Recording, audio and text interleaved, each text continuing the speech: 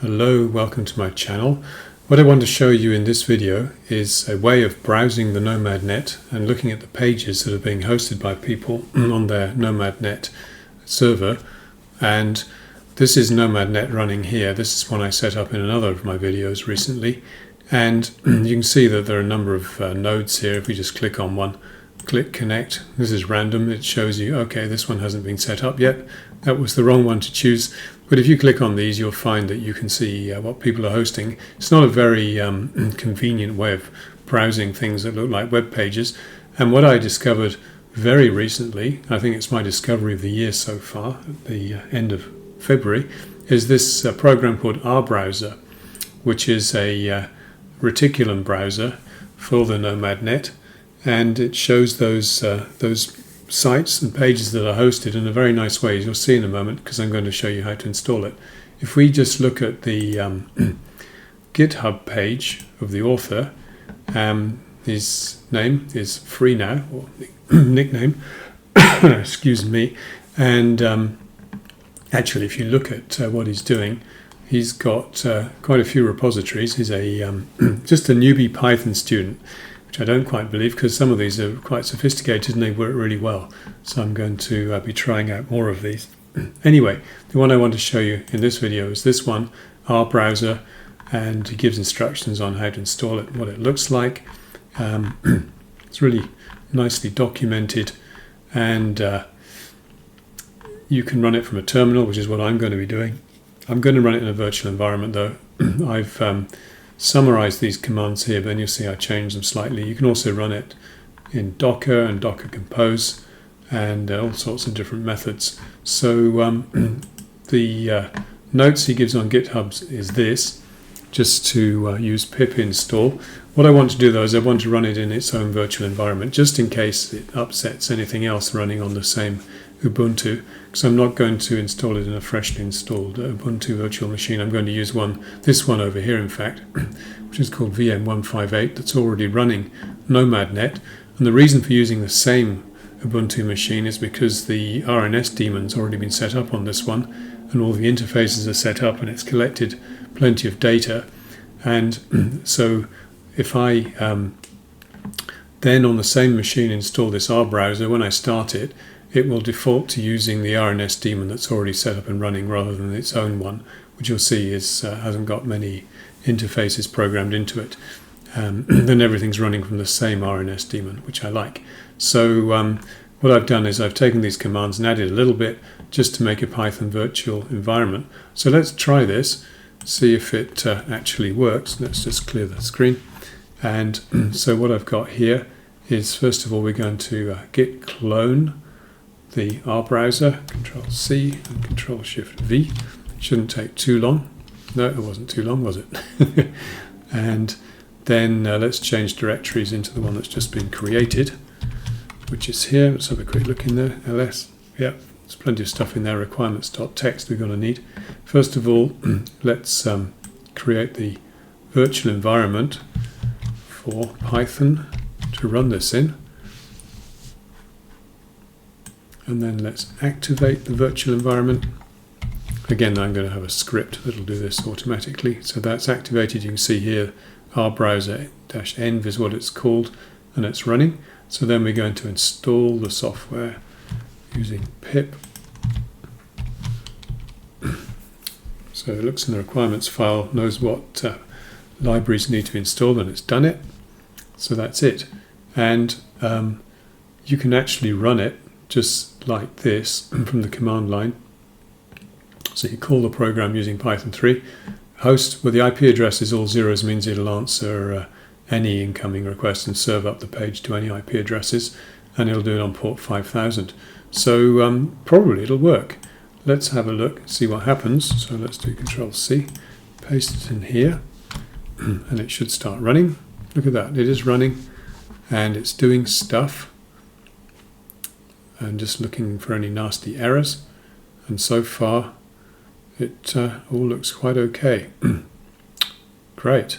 Okay, so let's have a look at it on my desktop machine web browser. I'll just click on the link, see what happens. Oh, it's working. So here it is, our browser version 1.0, and it's probably looking a bit small on your screen. Oh, what I can do is I can make it bigger and then zoom in a bit so you can actually read it.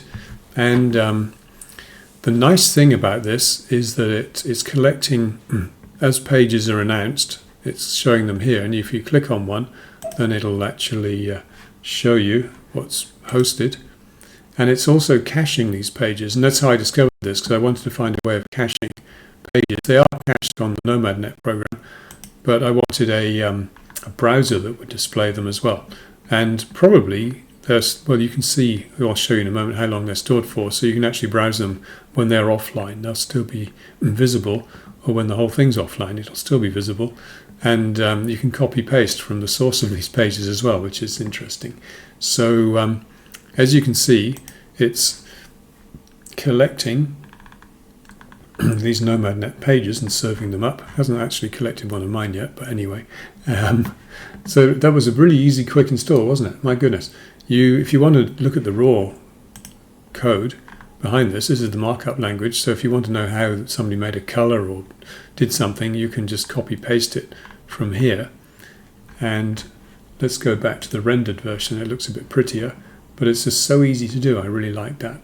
And there's a search engine where you can search for keywords in these pages when you've got a lot of them, because after a while you're going to have hundreds of these. It does tell you at the bottom the total number, but it's been covered up by something else, so you can't see it the way I've got this at the moment. Anyway, if I zoom out a bit, yeah, there it is. 13 announces so far. Let's zoom in again so you can read it. What you do is you click on search engine up here. I'm not going to search for anything. What I'm going to do is look at the settings for the search engine, and in here, if you turn on this auto caching, and it automatically caches the pages that it receives, and you can set a size. You can have an unlimited cache if you want. Auto delete after 30 days, for example. And then here you can click on start manual caching of additional pages. Okay, it may take some time, a little warning. And that means that it'll not just look at the index.mu, but it should follow the links to the other pages that are linked into the index.mu pages, which is like the home page for each of these little web servers. So you have to save it. So here, save and close. So I click on that, and hopefully it will have done that. Okay, let's go back and look at something here. See if there's anything I recognize. Here's a chat room. Oh yeah, actually this chat room I recognize is actually written by the same person that wrote this rBrowser software. It's really nice stuff. So, oh yeah, he's even, I should have noticed this before. I didn't know what that was last time I saw this. Now I know, and I've just shown you how to install it. Normally I use MessChat from Liam Cottle, which is very nice for looking at these pages. It doesn't, I don't know, I mean it's nice, but I like this rBrowser even better, especially because of the caching feature. So I haven't tried this yet. So these are pages that are optimized for the rBrowser browser, and there you can see it looks like a 1980s BBS. What else do I want to show you? Let's just make that a bit smaller again. Let's have a look at the cache, see what's collected in there now that that's running. Before I do that, I just want to show you a startup script for this program, because you have to start the virtual environment first before you run it. So let's just do Control-Shift-T for a new tab in here and make that text a lot bigger. And so let's just create the startup shell script. Control-C and then Control-Shift-V. So that's it. And then you put in this, which is the command we just used to start the virtual environment, activate it, and then to start the program with this port number. So let's do Control-C, Control-Shift-V. That's it. And yeah, Control-X, save it. Yes, so that's a script that will start up those two things. And when you actually use this, you need to have Nomadnet running first before you start the rBrowser, as I said earlier, because you want to use the same RNS daemon. So you would use this command, which first starts Nomadnet, and then it starts the rBrowser. It may need a wait for some seconds before you actually start the browser. I haven't actually tried this, to be honest, because I've always got it running, but you can play with that. I've enabled the caching and the caching of additional pages. Do you have an E in caching? I'm not sure. No, I think it looks better like that. So what we can do is we can look in the directory, which is just rbrowser/cache/nodes. Let's copy that and see what's in there. Oh, look at that. As you can see, it's cached. These are the LXMF addresses of the nodes. It doesn't give you the pretty names for the nodes, unfortunately, but you could write a program that would simply do that, no doubt.